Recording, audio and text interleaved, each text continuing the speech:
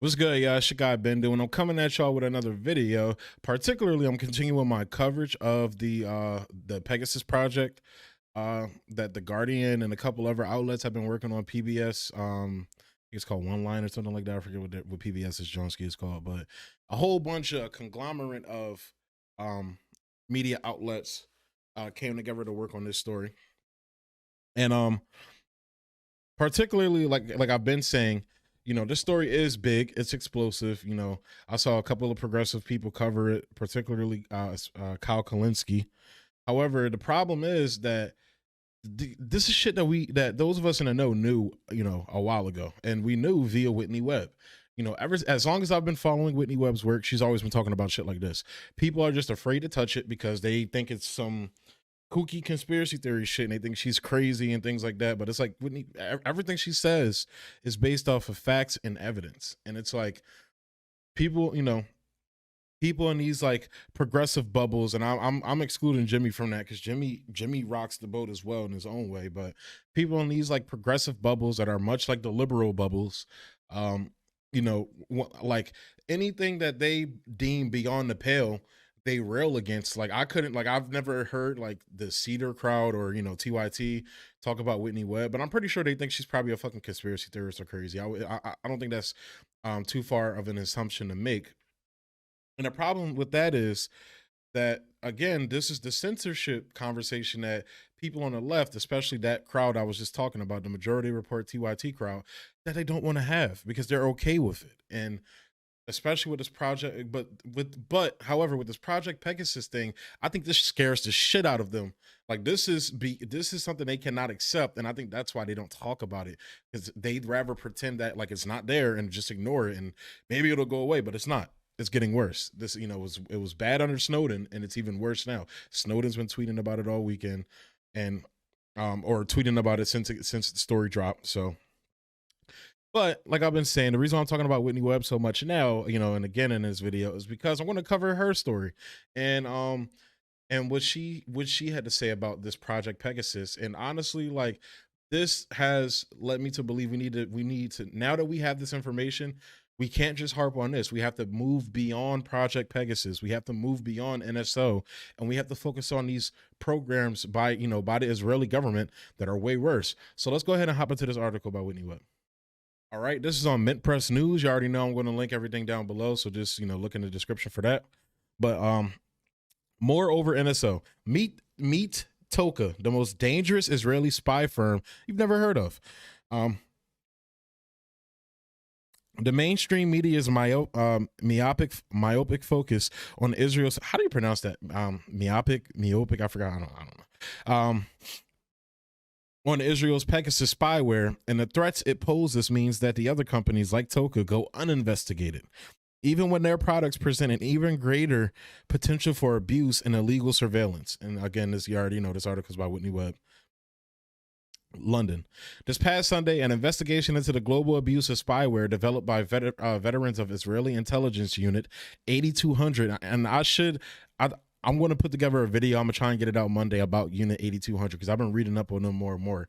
Because even I fell into the pitfalls of, pointing out the fuckery in electoral politics, the mainstream media stuff and the foreign policy things that have been going on, especially with like Cuba and China and everything like that.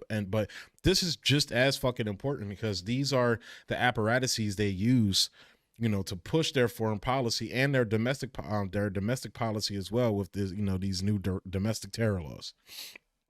So I'm going to be doing more about this Unit 8200 group because they're very important. They're very important to a lot of things going on now.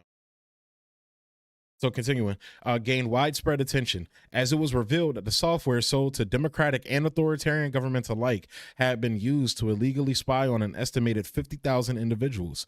Among those who had their communications and devices spied on by the software known as Pegasus were journalists, human rights activists, business executives, academics, and prominent political leaders. Among those targeted political leaders per reports were the current leaders of France, Pakistan, South Africa, Egypt, Morocco, and Iraq. The abuse of Pegasus software in this very way has been known for several years, though these latest revelations appear to have gained such traction in the mainstream media owing to the high number of civilians who have reportedly been surveilled through its use. The continuation of the now years-long scandal surrounding the abuse of Pegasus has also brought considerable controversy and notoriety to the Israeli company that developed it, the NSO Group. While the NSO Group has become infamous, other Israeli companies with even deeper ties to Israel's intelligence apparatus have been selling software that not only provides the same exact services to governments and intelligence agencies, but purports to go even further. Originally founded by former Israeli Prime Minister and Jeffrey Epstein associate Ehud Barak, one of those companies' wares are being used by countries around the world, including in developing countries with the direct facilitation of global financial institutions like the Inter-American Development Bank, the IDB, and the World Bank. In addition, the software is only made available to governments that are trusted by Israel's government, which works closely with the company. So that's what I was talking about in my original video covering this. They only sell, like they say, they vet these, you know, these countries and governments and, you know, folks they sell this tech to, but really when they say vet, they're selling it to people that basically like slob Israel's cock. That's literally what it is. If you're, as long as you're, you know, you're pro-Zionist or not even pro-Zionist, but you're not going to fuck with us and get in the way of our Zionist agenda, here, you can have this technical spy on whoever the fuck you want to. We'll give it the fucking cartels if we want.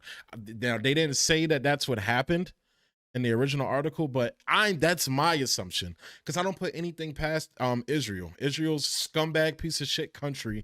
They're an occupying country. They're not even a real fucking country. They're an occupying force in Palestine.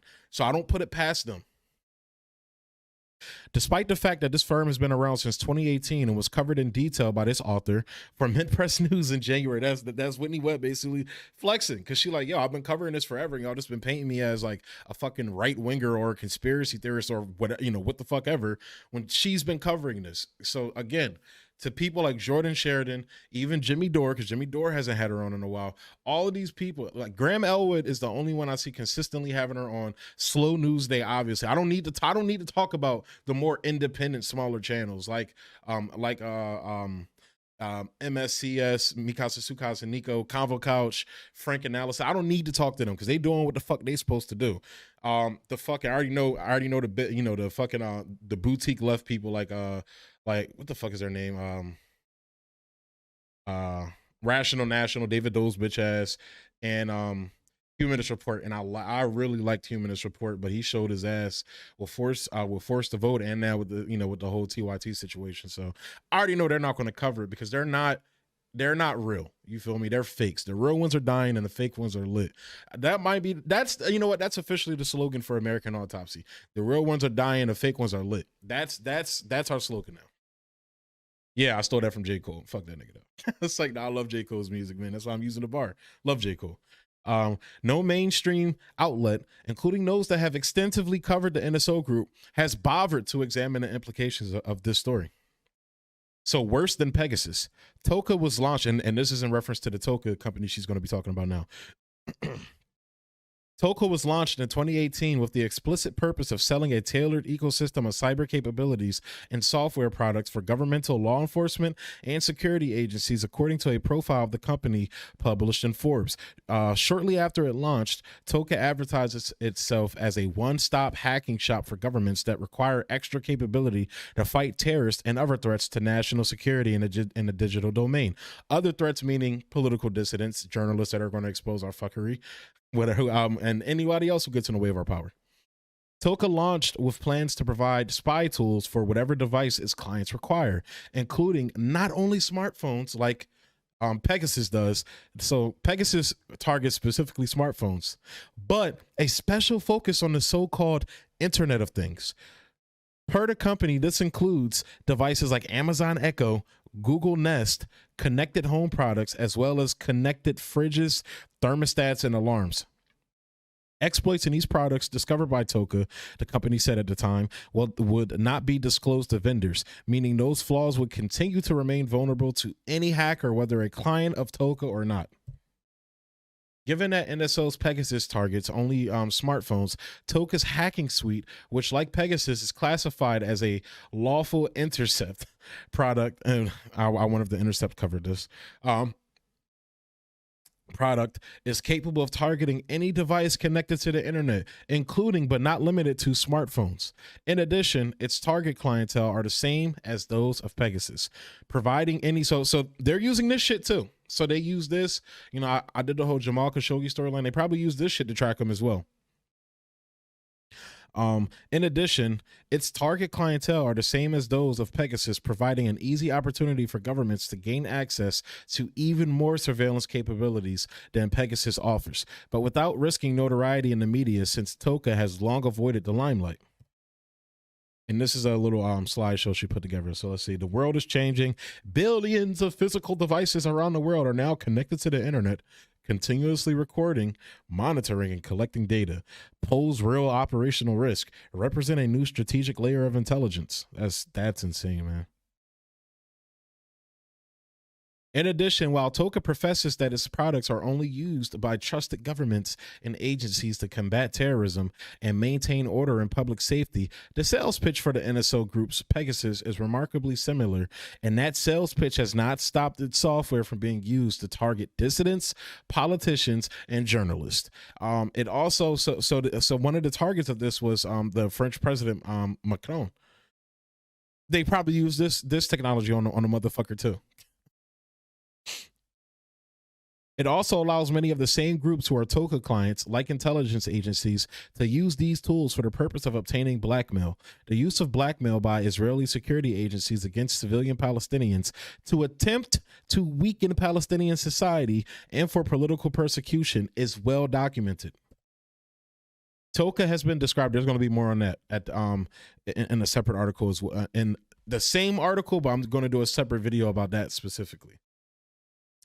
Toka has been described by market analysts as an offensive security company, though the company's leadership rejects this characterization. Of course you fucking would, because it makes you look bad. Company co-founder and current CEO Yaron Rosen asserted that as opposed to purely offensive, the company's operations are something in the middle, which he classifies as bridging cyber defense and offensive cyber activities, hacking. The company's activities are concerning in light of the fact that Toka has been directly partnered with the Israeli Ministry of Defense and other Israeli intelligence and security agencies since its founding. The company works closely with these government agencies, according to an Israeli Ministry of Defense website. This collaboration, per Toka, is meant to enhance their products. Toka's direct IOF, so the IDF is the Israeli Defense Force. I call them the IOF because they're an occupying force. They're not a defense force. They're an occupying force. Israel's not a real fucking country. It's an occupying force. Links are in contrast to the NSO Group, a company that does not maintain overt ties with the Israeli security state. Toka's direct collaboration with Israel's government is also made clear through its claim that it sells products and offers its services only to trusted governments, law enforcement agencies, and intelligence agencies. Toka's Rosen has stated that Russia, China, and other enemy countries would never be customers of the company. So that's basically kowtowing to the fucking to the United States, which I haven't heard anything about the United States, United States people being tied into this, because apparently this technology is designed to not even allow you to track, United States numbers and United States, governmental officials numbers. But I don't fucking believe that. Give it time. It's going to come out that they were tracking American citizens as well and American governmental officials, whether it's in the United States or tracking a United States citizen or governmental agency person in another country or overseas. But Israel has a history of spying on the fucking United States. I covered on this channel about that Israeli spy that they caught back in the 70s or something like that, the 70s or 80s. I forget. I'm drawing a blank on what the fuck his name is right now. But Israel has a history of spying on the United States. She's going to get into Robert Maxwell in this article too, and how he sold computers with backdoor spyware on it. So she'll get into it.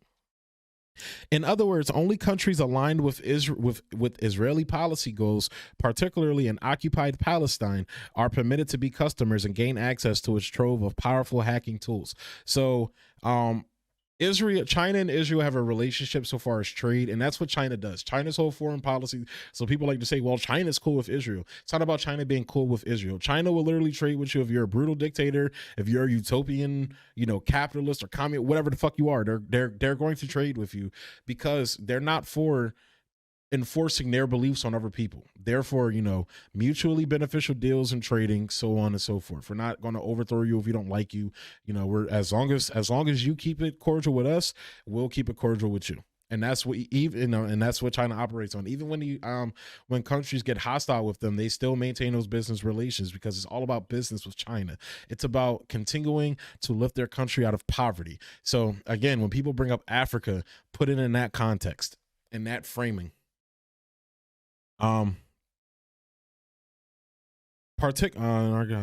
This is consistent with Israeli government efforts to leverage Israel's high-tech sector as a means of countering the BDS movement globally. And this is a picture of the co-founder of Toka, Yaron Rosen. A profile photo of former chief and cyber staff for the IOF, not the IDF, because they're not an actual country, that they're an occupying force. So the Israeli occupation force, and Toka co-founder Yaron Rosen. Further evidence that Toka is part of this Israeli government effort to seed foreign governments with technology products deeply tied to Israel's military and intelligence services is the fact that one of the main investors in Toka is Dell Technologies Capital, which is an extension of the well-known tech company Dell. Dell was founded by Mitchell Dell, a well-known pro-Israel partisan who has donated millions of dollars to the Friends of the IOF and is one of the top supporters of the so-called anti-BDS bills that prevent publicly employed individuals or public institutions in several United States U.S. states from supporting nonviolent boycotts of Israel, even on humanitarian grounds. So that was the whole case with Abby Martin when she beat her case. I covered that on my channel. That's a video. Go back and look at it. But they literally, I think they have these basically pro-Israel laws in like 30 states. So when Republicans bitch about, and not even just Republicans, just conservatives overall bitch about, oh, China this, China that, they're taking over our culture, they're changing everything about us. Pretty soon they're going to be crafting laws around. Israel already does this. And why are they okay with it? Because a lot of them are religious folks and they don't mind that, or because Israel's government is right-wing, just like the United States, and that's what they like. So I'm tired of hearing about China infiltrating us when Israel and Saudi Arabia already fucking have. Saudi Arabia invests more money in Hollywood. Same thing with Israel, and that's why they always get this special treatment in Hollywood. So continuing. As Mint Press previously noted, the fact that a major producer of consumer electronic goods is heavily investing in a company that markets the hacking of that very technology should be a red flag, as it should. The government's initial admitted use of the high-tech sector to counter the BDS movement coincided with the launch of a new Israeli military and intelligence agency policy in 2012, whereby cyber-related and intelligence projects that were previously carried out in-house in the Israeli military and Israel's main intelligence arms are transferred to companies that in some cases were built for this exact purpose. One of the reasons this was reportedly launched was to retain members of the Unit 8200 engaged in military work who were moving to jobs in the country's high-paying tech sector. Through this new policy that has worked to essentially merge much of the private sector with Israel's national security state, which is, what Mussolini famously basically said the merging of the public and private sector is what why you should call fascism or corporatism. That's what Mussolini said. Some Unit 8200 and other intelligence veterans continue their work for the state, but benefit from a private sector salary. The end result is that an unknown and likely very high number of Israeli tech companies are led by veterans of the Israeli military and Israeli intelligence agencies and serve for all intents and purposes as front companies. A closer examination of Toka strongly suggests that it is one such front company. In addition to having served as Prime Minister of Israel, Toka co-founder Ehud Barak previously served as head of Israeli military intelligence Directorate Amman, as well as several other prominent posts in the IOF, before eventually leading the Israeli military as Minister of Defense. While Minister of Defense, he led Operation Cast Lead against the blockaded Gaza Strip in 2009, which resulted in the deaths of over 1,000 Palestinians and saw Israel illegally use chemical weapons against civilians. So they're using this. They're like, Israel's fascist. They're fascist as fuck. That's basically what all this is saying. And they're exporting their fascism around the fucking world to other authoritarian governments just like it. Toka is the first startup created by Barak. However, Barak had previously chaired and invested in Carbine 911, a controversial Israeli emergency services startup that has expanded around the world and has become particularly entrenched in the United States. Carbine's success has been despite the Jeffrey Epstein scandal, given that the intelligence-linked pedophile and sex trafficker had invested heavily in the company at Barak's behest. Barak's close relationship with Epstein, including overnight visits to Epstein's now notorious island, so he's a pedophile as well, but whatever the fuck his name is, this Barack guy's a pedophile. And, now notorious island and apartment complexes that housed trafficked women and underage girls has been extensively documented.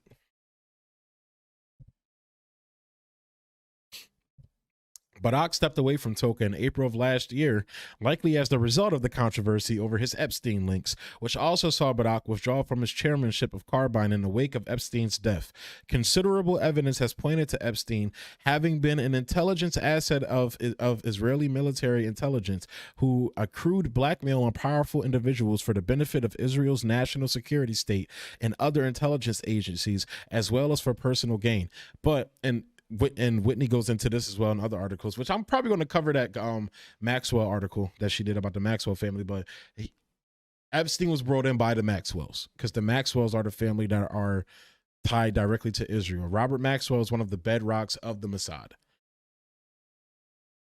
Also worth mentioning are Toka's main investors, particularly Entree Capital, which is managed by Aviad Eyal and Lan Ichituv, whatever the fuck this motherfucker's name is, who manages Entree's investment in Toka and sits on Toka's board of directors, was founder of the IOF's satellite-based signals intelligence unit, and also a former senior vice president at both Amdocs and Converse Infosys. Both Amdocs and Converse courted scandal in the late 1990s and early 2000s for their role in a massive Israeli government-backed espionage operation that targeted United States federal agencies during that period. So again, I'm tired of hearing about China and fucking IP theft when the so-called IP they're stealing is basically IP, like technology that was worked out years and decades ago as deals for the labor that United States businesses did in China. So here you have Israel literally spying on the United States. Nobody ever talks about it. You never hear people like the Quartering talk about it. You never hear people like Ben Shapiro talking about it. You never hear Crowder talk about it. Candace, none of them, because they're all fucking hacks. Every single one of them. Despite this scandal and others in the company's past, Converse subsidiary Verint was subsequently contracted by the U.S. National Security Agency to bug the telecommunications network of Verizon shortly after their previous espionage scandal was covered by mainstream media.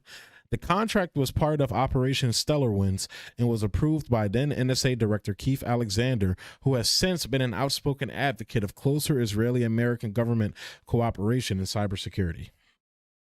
In light of the aforementioned policy of Israel's government to use private tech companies as fronts, the combination of Toka's direct Israeli government ties, the nature of its products and services, and the numerous significant connections of its leaders and investors to both Israeli military intelligence and past Israeli espionage scandals strongly suggest that Toka is one such front. If this is the case, there is reason to believe that when Toka clients hack and gain access to a device, elements of the Israeli state could also gain access because they're probably watching what these motherfuckers are doing, especially countries like Saudi Arabia and the UAE, who they have tentative relations with. They're openly friendly with the UAE, but not yet with Saudi Arabia, but they're watching these motherfuckers. That's what they're doing. This concern is born out of the fact that Israeli intelligence has engaged in this exact type of behavior before as part of the Promise software scandal, whereby Israeli super spy Robert Maxwell sold bugged software to the United States government, including highly sensitive locations involved in classified nuclear weapons research. When that software known as Promise was installed on U.S. government computers, Israeli intelligence gained access to those same systems and devices. So whenever you hear Tom Cotton out there cucking for Israel, just full on slobbing on the knob of Israel, please remind him of this. So literally take out Israel's name and replace this with China, and Tom Cotton would be losing his fucking shit over this. But he's not losing his shit over Israel doing this because he's a hack. The U.S. government was not the only target of this operation, however, as the bugged Promise software was placed on the networks of several intelligence agencies around the world, as well as powerful corporations and several large banks. Israeli intelligence gained access to all of their systems until the compromised nature of the software was made public. However, Israel's government was not held accountable by the U.S. government or the international community for its far-reaching espionage program, a program directly facilitated by technology-focused front companies. The similarities between the products marketed and clients targeted by Maxwell during the Promise scandal and currently by Toka are considerable. The spyware problem goes far beyond NSO Group. The NSO Group and its Pegasus software is clearly a major scandal that deserves scrutiny. However, the treatment of the incident by the media has largely absolved the Israeli government of any role in that affair, despite the fact that the NSO Group's sales of Pegasus to foreign governments has been approved and defended by Israel's government. This, of course, means that Israel's government has obvious responsibility in the whole scandal as well. Yet, Israel's weaponization of its tech industry and the global use of its spyware offerings by governments and security agencies around the world must be addressed, especially because it has been explicitly weaponized to prevent 9 violent boycotts of Israel's occupation of Palestine, including those solely based on humanitarian grounds or out of respect for international laws that Israel routinely breaks. Like when they bomb the fuck out of children. Allowing a government to engage in this activity on a global scale to stifle criticism of flagrantly illegal policies and war crimes cannot continue. And this should be the case for any government, not just Israel. If outlets, and I love this, I'm directing this towards Secular Talk, the Kyle Kalinske, Crystal Kyle, and whatever the fuck, Crystal and Sagar. Sagar, you be going all rah-rah on China. It's time for you to start going rah-rah on Israel too. Humanist Report, it's Majority Report, Rational National, all them motherfuckers. This is for all of you fucking pro-censorship asswipes. If the outlets eagerly reporting on the latest Pegasus revelations are truly concerned with the abuse of spyware by governments and intelligence agencies around the world, they should also give attention to Toka, as it is actively arming these same institutions with weapons far worse than any NSO Group product. So again, I challenge all those asshats that I just called out. All of them. It's time to start reporting on this stuff, and it's time to start reporting it thoroughly and accurately, because this is important. This is going to be turned around to be used against the so-called left that you claim to care about. Let's get busy. Let's get on to this. I'm going to be covering this more, and I already know my, Convo Couch, Franco, Frank Analysis, all of them. I already know they're going to cover it. I ain't talking to none of them. Jimmy's going to come around and get to it. I called them out already. They're the people that need to hear this are the asshats I called out. And that's including Jordan Sheraton too, even though I like his work. I like his work a lot. I like what he's doing. But it's time to cover this shit too, bruh.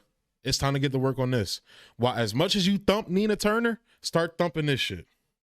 So with that being said, I'm going to go ahead and close the video out there, guys. Thanks for tuning in. As always, like, comment, subscribe, and share. Emphasis on all that. And yeah, thanks for tuning in.